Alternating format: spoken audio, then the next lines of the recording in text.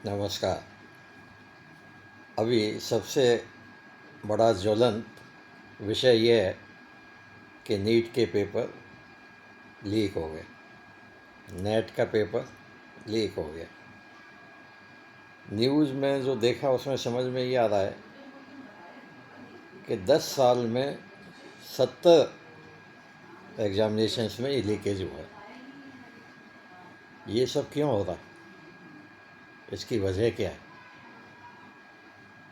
इसकी वजह को समझने के लिए पहले हमारे को दो चीज़ें देखनी पड़ेंगी: एग्जामिनेशन सिस्टम और किस तरीके से एग्जामिनेशन करवाने वाली एजेंसी के ऊपर दबाव डाले जाते हैं, कहाँ कहाँ किसका पर्सनल इंटरेस्ट क्लैश होता है, ये हमें समझना पड़ेगा।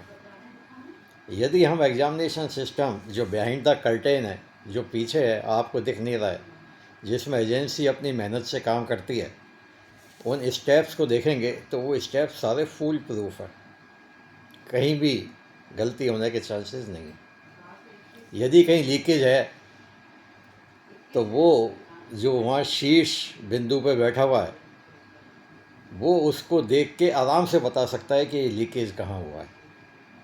खाली सुन के, सिचुएशन को देख के आराम से बता सकता है।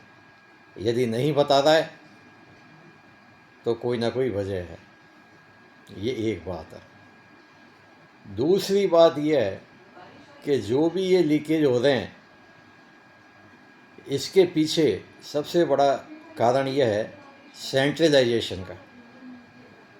हमारी कंट्री इतनी बड़ी कंट्री है, जहाँ आपने सेंट्रलाइज्ड कर दिया, सेंट्रलाइज्ड एडमिशन के लिए आपने सिस्टम अडॉप्ट किया है, उसके फ़ायदे भी नुकसान भी हैं। और सबसे बड़ा नुकसान यही है जो अभी आपको देखने को मिल रहा है।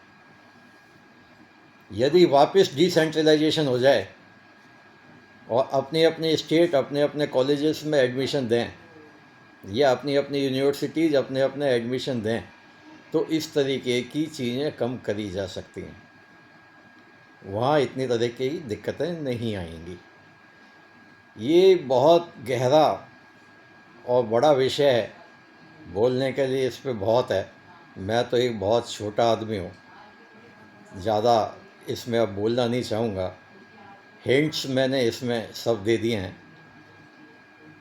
चर्चा इस पे बहुत गहरी हो सकती है, लंबे टाइम तक हो सकती है।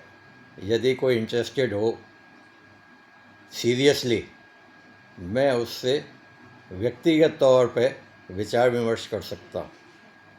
Thank you very much. Thank you.